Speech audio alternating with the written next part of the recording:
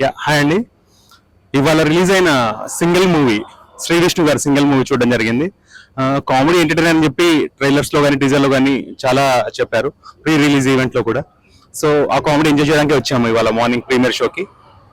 Prasad multiplex లో 9 o'clock show పడింది. Overall గా సినిమా ఎలా ఉంది అంటే మాత్రం first half an hour is very good hilarious comedy. Last 15 minutes కూడా ఒక మంచి హిలేరియస్ కామెడీ ఉంది. కానీ మధ్యలో సినిమా అంతా కూడా ఏంటంటే ఒక ఆల్రెడీ హిట్ అయిన చాలా మూవీస్ నుంచి రిఫరెన్సెస్ తీసుకొని వాటిలోంచి కామెడీ పిక్ చేసుకొని అవి రీయూజ్ చేసుకున్నారు. అండ్ మేమ్స్ అంటే యూత్ మధ్యలో ఏవైతే మేమ్స్ ఉంటాయో వాటిలోంచి కొన్ని జోక్స్ కానీ ఇవి యూజ్ చేసుకున్నారు. శ్రీ విష్ణు యాజ్ యూజువల్ తను ఆ కామెడీ టైమింగ్ బాగుంటది. His performance is good. And Vennela Kishore కూడా ఈ సినిమాలో ఆల్మోస్ట్ థర్డ్ ద మూవీ కనిపిస్తారు. అయితే వెన్నెల కిషోర్ చాలా మూవీస్ లో మనము కామెడీ చాలా ఎంజాయ్ చేస్తాము. కాకపోతే ఈ సినిమాలో ఎక్కడో కొంచెం బియాండ్ పాయింట్, అంటే ఎంత అవసరమో అంతకు మించి అతన్ని యూజ్ చేయడానికి ట్రై చేశారనిపించింది.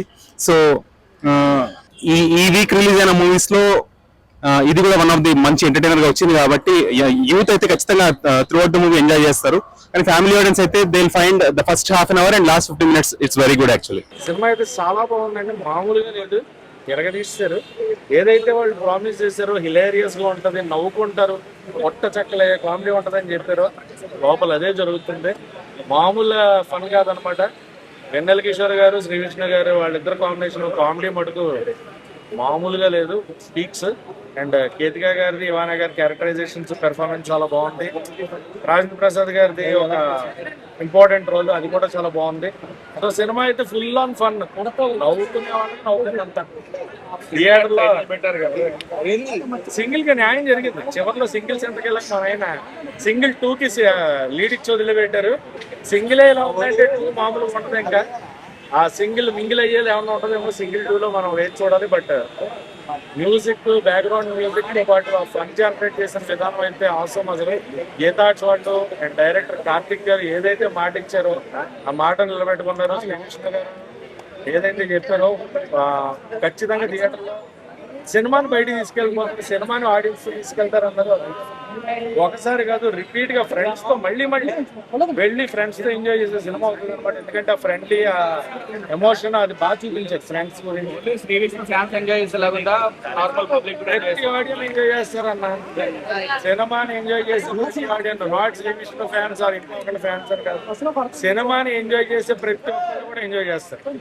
మామూలుగా సినిమా అయితే ఫుల్ ఆన్ ఫన్ ఎంజాయ్ చేసేవచ్చు. ఫ్యామిలీ అప్పుడు థియేటర్స్ వచ్చి #సింగిల్ లో పడిపోయి అవ్వకూడదు. రామజోర్గం తర్వాత కొంచెం ఎక్స్పెరిమెంటల్ కల్ట్ లాంటి స్వాగ్ లాంటి సినిమాలు తీశారు. కానీ ఇది out and out entertainer.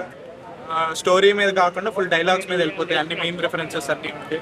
2 hours and 7 minutes run time, short and sweet entertainment.